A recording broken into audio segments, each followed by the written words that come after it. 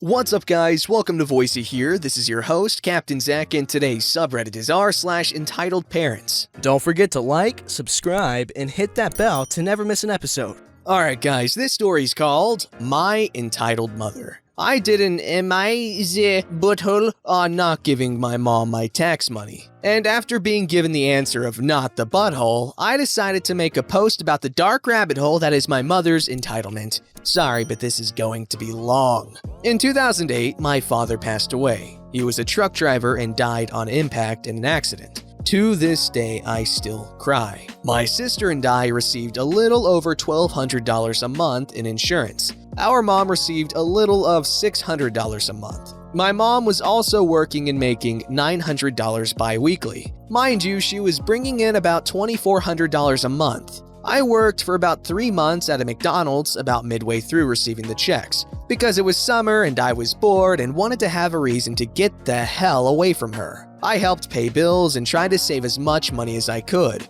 Wasn't able to because no sooner than she spent her money, she came for mine. My sister was spending hers on ridiculous things. I took out an auto loan with a bank to get my car. A few months later, I took out a personal loan to get an AC unit for the house. When I got the unit, she promised that, since it was for the house, she would help me pay for it. Spoiler alert, she never paid a cent. After the insurance money ran out, I started working again, first at a grocery store, roughly making $120 bi-weekly, for 3 months. I didn't work enough hours so I couldn't pay all my bills. At this time, my mom co-signed for me to get a new car so I could drive to work. She had to pay the bill for that vehicle because I wasn't making enough to do it on my own. At the 3-month mark, I was told that a nearby McDonald's was hiring. I applied, interviewed, and got the job the same day. I was making $484 bi-weekly. Now that I was behind on loan payments in my name, I was trying to catch up. I also had a phone bill $160 that I was late on.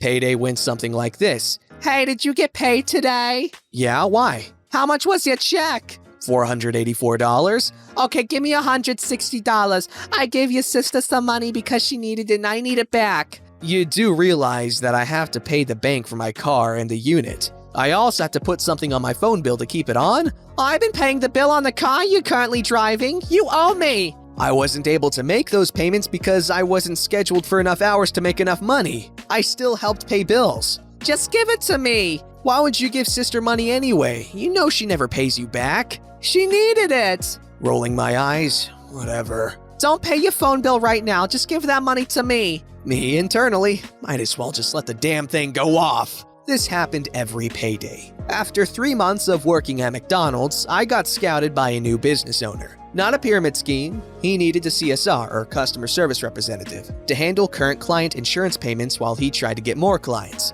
I freaking loved this job. My boss was nice and let me be on my laptop so long as my calls for payments were made, and I put it away as soon as someone walks in. He even paid for lunch and let me choose where to eat sometimes. I made $620 bi-weekly working for him. He would send me home an hour early if it was a slow day. For instance, I worked from 8:30 a.m. to 5:30 p.m. On slow days, pretty much every day, because he just started his business in that area, I got to go home at 4:30 p.m. I would ask if I should do anything else before leaving, and he would say, "No, I got it. Thanks and have a good day. See you tomorrow." As soon as the payday came, however, my mom increased the amount she wanted. I still made sure to pay bills. One thing she did, however, ticked me off. At this time, my sister was living with us with her husband. They promised to give my mom some money in rent and pay a couple of bills. Now, remember the time I gave you. My mom's shift was from 7 a.m. to 2 p.m.,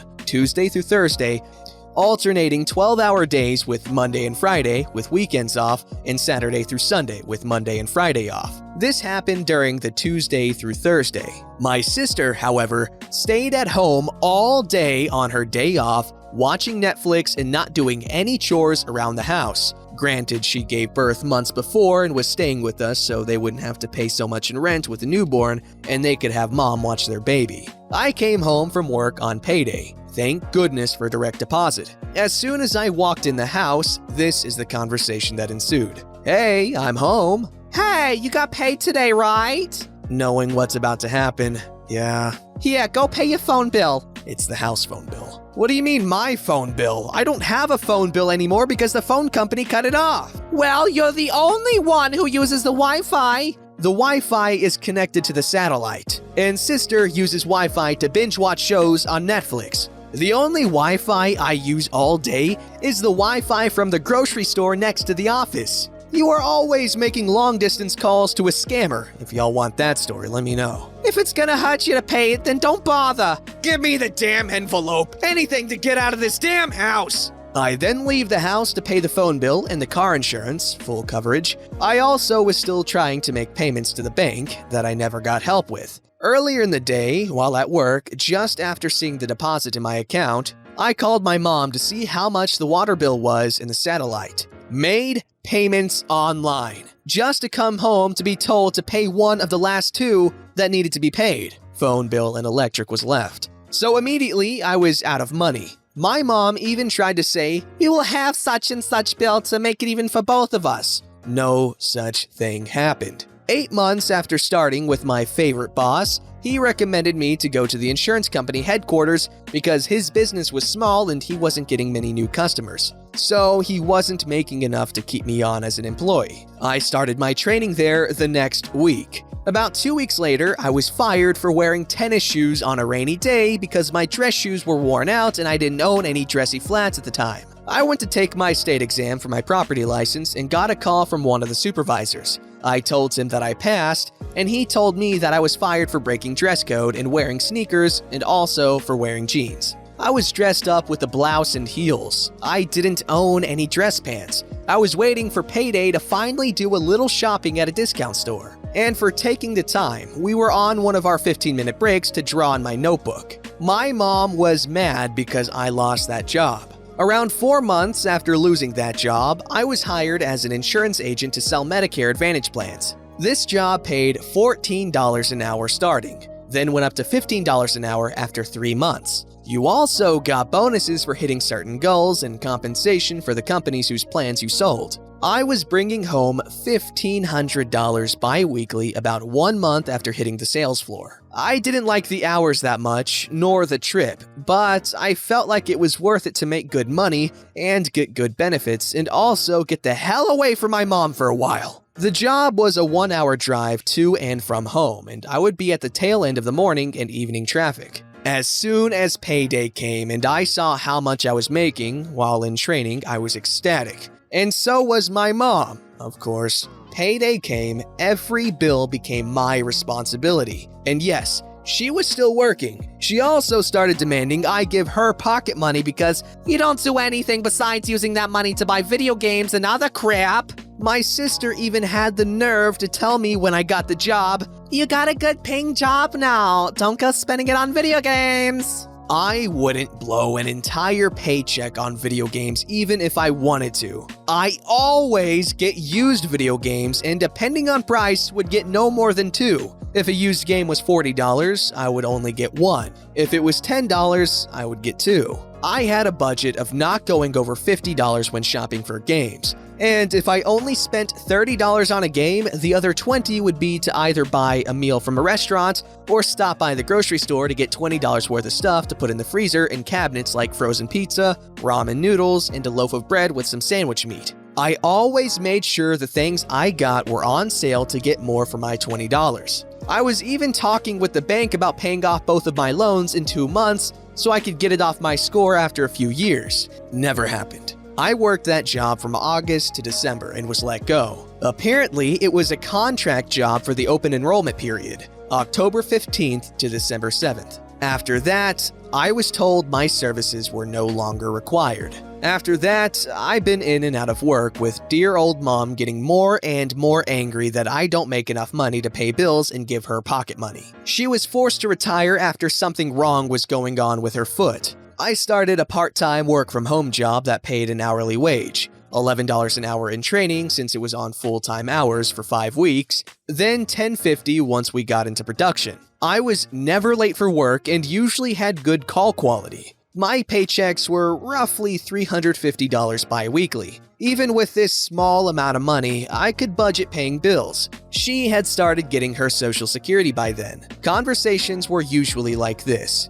How much money do you have left? Why? Because I need money and you owe me for all the help I gave you while you were trying to get your insurance licenses. I paid you back for that and then some. I don't owe you. Well, you don't do anything else around here besides be on that computer. This is literally my job, to be on the computer working. You don't pay any bills that I need help with. Lie. The satellite is on because I paid with my previous paycheck. Don't you remember you came in here bugging me about whether or not I called it in? I also paid the water bill online because they charge a convenience fee and I remember it. Well, give me the money for the phone bill and I'll go pay it. I don't have cash on me. My paycheck went direct deposit. Then go to the store and take it out of the bank. Can't do. I've already taken my last 15-minute break of the day, and I still have a few hours left in my shift. I'll go pay it myself after work. You are always crapping me. You know I don't have any money and you won't give me any. You get Social Security. What are you spending the money on besides the insurance you're legally obligated to have and our car insurance? $211 and some change. I can't pay bills and give you pocket money because then what will I have when I'm in between paydays? Nothing. And you huff and puff when I ask for $5 for gas to go to the gym. And don't forget the full-on power trip when I need a $45 phone card for a busted phone that's well overdue for an upgrade that I would have a heart attack to get because I don't have the money. Well, then you need to change jobs to something that pays more. I'm tired of being broke. So am I, and we'd have a little if you'd show some damn restraint instead of acting like a bloodhound every time my payday comes around. How about you call that youngin' of yours who clearly owes you money from all the time you gave it to her, and have her give it back? Do the same thing you do to cousin who pulled a cut and run action on you after paying for work to get done on the house, and harass her. No, you're too busy trying to do whatever with what money I make. Every time I get paid, I can see you standing there with your hand out. I can wait for you to get out of my house. You get on my nerves. Now you're mad because I'm calling you out on your years of bullcrap. But don't worry about it. I'm currently working on getting the hell out of here when I leave. However, you better have some idea of what you're going to do because I will not be supporting you. Sorry this was so long. Currently looking for a new job so I can save money to leave the country and go no contact. The conversations like above are constant. In the meantime, I'm waiting on my state tax to deposit. Mother dearest is staying at my sister's now. That's another story. Again, nagai hanashi de gomennasai, roughly translated in Japanese to sorry for the long story. If I am wrong, feel free to correct me. I'm trying to learn. Oh, pro tip, quickest way to learn a new language is sentence mining. And obviously you need the immersion, you gotta practice, and you gotta make sure you repeat everything you learn, but yeah, sentence mining is the best way to learn a language effectively and quickly. I reckon you could be fluent in Japanese if you go at a steady pace, like 6 months. That's pushing it too. I know people who've learned Japanese in like a couple of months, but they went hard on it. Anyways, that sounds incredibly frustrating. I hate when my parents ask how much money I made. Or make. I mean, obviously, it's a normal question for parents to ask their kids. You know, they want to make sure they're doing well. However, they don't do it for that. They do it to hold it against me. Will Smith, where are you? I need you to say that parents just don't understand. Alrighty, this story's called I Just Realized My Old Best Friend Was an Entitled Kid, Karen? So back in 2007-ish, I met my old best friend for the sake of the story. He is the entitled kid.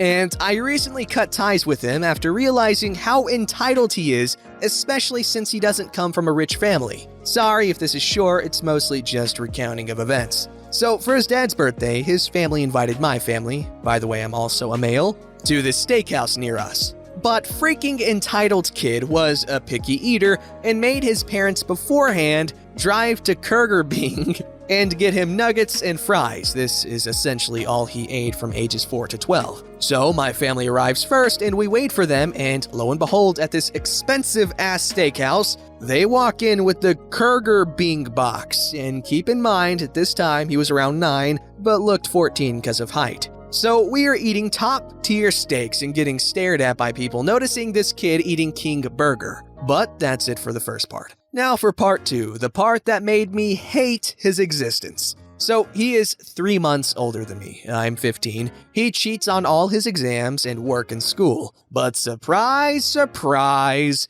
For his freaking birthday, his parents bought him several airsoft rifles, 4 Xbox games, a gaming chair, and a $50,000 brand new BMW. But what made me annoyed about this is we found out that his parents did overtime for a year and got second jobs just to afford this, and he wasn't even grateful. Oh man, that makes me sad. People with the most usually aren't grateful for what they have. And you can't really blame them because that's just how psychology is. That's how your brain works. When you can't afford anything, everything is a treat. When you can afford everything, nothing's a treat. Your satisfaction with what you buy gets diluted amongst all these unnecessary things you have. So from what I've learned, a simple life is often the most satisfying and fulfilling. That's why there's so many millionaires and billionaires that live in just normal houses, because you know they can afford way more, but they just want to keep it simple.